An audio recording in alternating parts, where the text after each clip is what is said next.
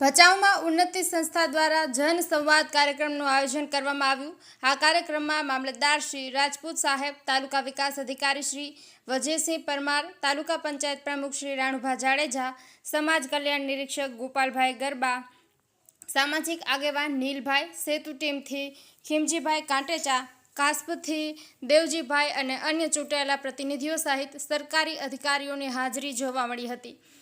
આ કાર્યક્રમમાં 180થી વધુ લોકોની સક્રિય ભાગીદારી જોવા મળી હતી, જેમાં 90%થી મહિલાઓની પ્રભાવશાળી હાજરી હતી, જે મજબૂત સમુદાય જોડાણને ઉજાગર કરતી હતી। સંવાદ દરમિયાન અમે કેસ સ્ટોરી રજૂ કરી અને વિવિધ ગામડાઓમાંથી મુદ્દાઓ ઉઠાવ્યા। આમાં Aadhaar card, ration card, pension, Ayushman Bharat યોજના અને અપંગતા લાભો સંબંધિત પડકારોનો સમાવેશ થાય છે।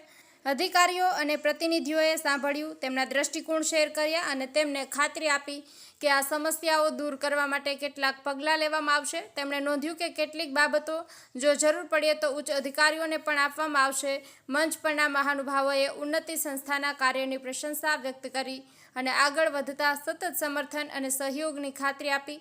ઉન્નતિ સંસ્થાના હિતેન્દ્રભાઈ અને સ્ટાફે મામલતદાર શ્રી રાજપૂત અને તાલુકા વિકાસ અધિકારીનું આભાર વ્યક્ત કર્યું હતું અને એમને જે ગરીબ વંચિત સમુદાય માટે હંમેશા પોતાની ઓફિસના દરવાજા હંમેશા ખુલ્લા છે, કોઈ પણ કામ હોય તો ગમે ત્યારે આવી જવાનું તેવી ધરપત અને ખાતરી આપી હતી, જે આમ જનતામાં આત્મવિશ્વાસ પૂરું પાડશે।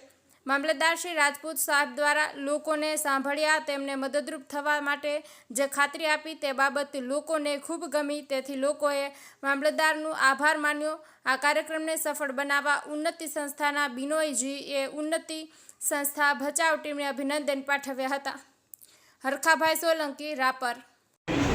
એ પોતે પણ ગામડે ગામડે જઈને આ સહાય માટે તમને સમજાવે છે। તમે એ સમજાવવાના હિસાબથી આજે તમે દૂર દૂરથી અહીંયા આવ્યા, તમને કંઈક સમજણ આપી તો આવ્યા કે આમાં કંઈક લાભ છે।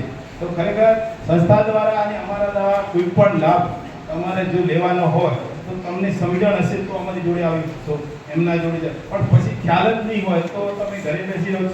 સરકાર સહાય ખૂબ કરે, અલગ અલગ પ્રકારની એટલી સહાય, લગભગ 50-100 પ્રકારની સહાય છે।